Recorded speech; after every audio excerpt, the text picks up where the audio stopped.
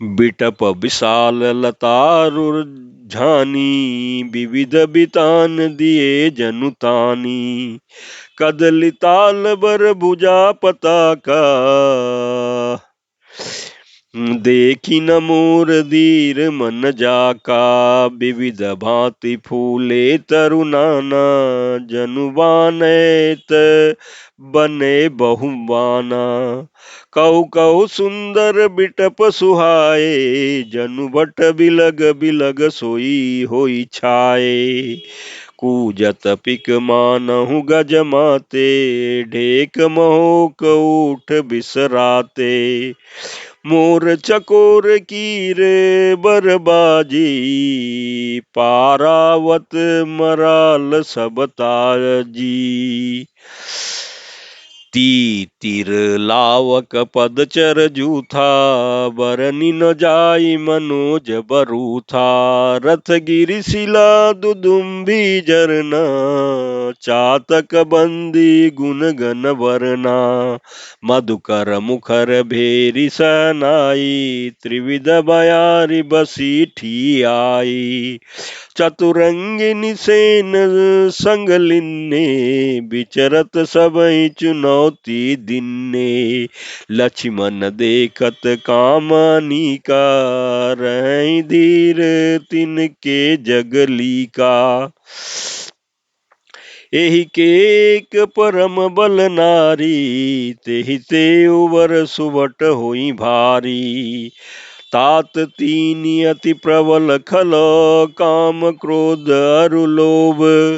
मुनि विज्ञान धाम मन, करहि निमिष महु क्षोभ। प्रमात सियावर रामचंद्र शंकर जी भजो। अयोध्या कांड, माफ कीजिएगा, अरण्य कांड दोहा 38। और लोभ के इच्छा दंभ बल, काम के केवल नारी। क्रोध के परुष बचन बल, मुनिवर कहीं बिचारी। प्रमात सियावर रामचंद्र शंकर जी भजो। अरण्य कांड दोहा 38 ख। इस चौपाई के प्रसंग में तुलसीदास जी कहते हैं कि विशाल वृक्षों में लताएं उलझी हुई ऐसे मालूम होती हैं मानो नाना प्रकार के तंबू तान दिए गए हों। केला और ताड़ सुंदर ध्वजा पताका के समान है। इन्हें देखकर वही नहीं मोहित होता जिनका मन धीर है। अनेकों वृक्ष नाना प्रकार के फूले हुए हैं, मानो अलग अलग बाना वर्दी धारण किए हुए बहुत से तीरंदाज हों।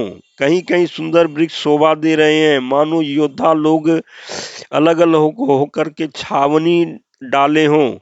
कोयलें कूज रही हैं, वहीं मानो मतवाले हाथी चिघाड़ रहे हैं। ढेक और महोख पक्षी मानो ऊंट और खच्चर हैं। मोर चकोर तोते कबूतर और हंस मानो सब सुंदर ताजी अरबी घोड़े हैं। तीतर और बटेर पैदल सिपाहियों के झुंड हैं।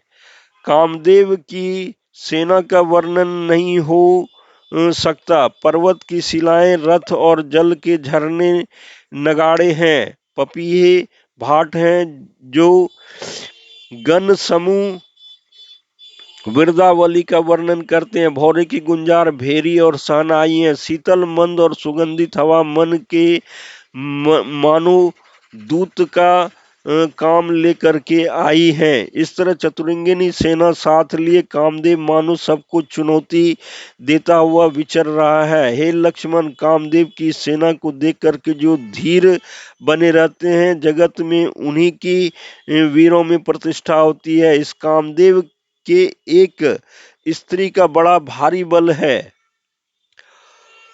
उससे जो बच गया वही श्रेष्ठ योद्धा है। हे तात, काम क्रोध और लोभ ये तीन अत्यंत प्रबल दुष्ट हैं। ये विज्ञान के धाम मुनियों के भी मन को पल भर में क्षुब्ध कर देते हैं। लोभ को इच्छा और दंभ का बल है, काम को केवल स्त्री का बल है और क्रोध को कठोर वचनों का बल है। श्रेष्ठ मुनि विचार कर ऐसा कहते हैं,